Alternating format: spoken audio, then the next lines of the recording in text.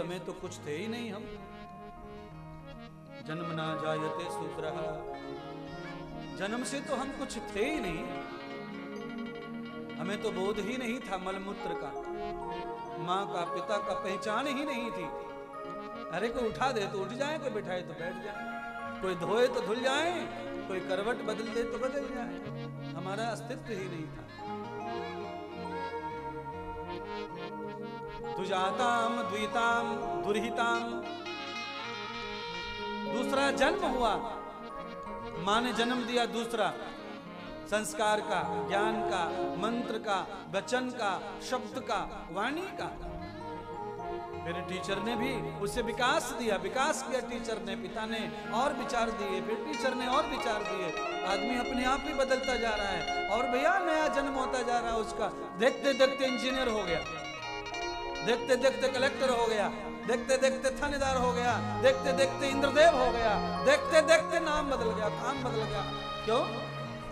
दुजह दुहिताम दुरिता, दूसरा जन्म हुआ संस्कार से। कितनी भी गीता पढ़ा लो भैंस को, उसका दूसरा जन्म कभी ना होता है? उसकी पूरी पीठ पे गीता लपेट दो, चिपका दो फेविकोल से, उस पर कोई असर नहीं है उसका। ज्यादा नहीं तो थोड़ा ही सही, पर आपके ऊपर मेरे विचारों का असर हो जाएगा, थोड़ा ही सही, थोड़ा तो होगा। हाँ अच्छा बताओ, लोहे को पूरा भट्टी में डाल करके ऊपर से फूंक और मारता है वो लोहार,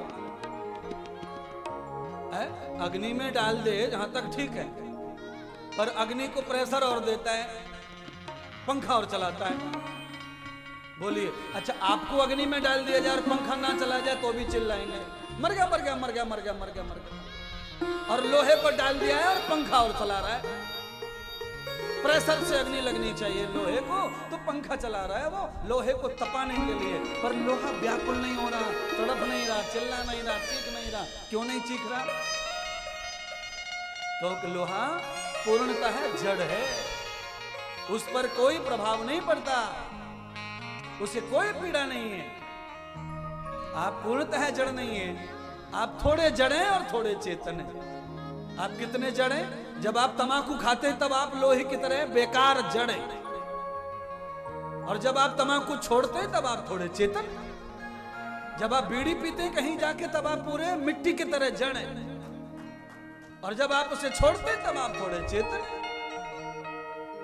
जिस बुरे काम करने के लिए, जिसके लिए अधिकार नहीं है तुम्हारा, परमात्मा ने तुम्हें आज्ञा ही नहीं की है, वो काम करने के लिए जब तुम उत्साहित होते हो, उस समय तुम मिट्टी और पत्थर और लोहे की तरह ही हो जाते हो।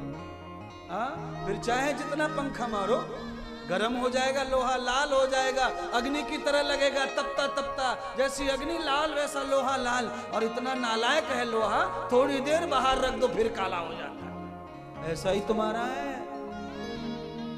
जब तुम सामने आमने रहते हो तो ऐसे ही दिखते गुरु जी जैसे, और जैसे अलग हुए कि ला तमाकू, ला हुक्का, ला बीड़ी, ला झूठा, ला सच्चा।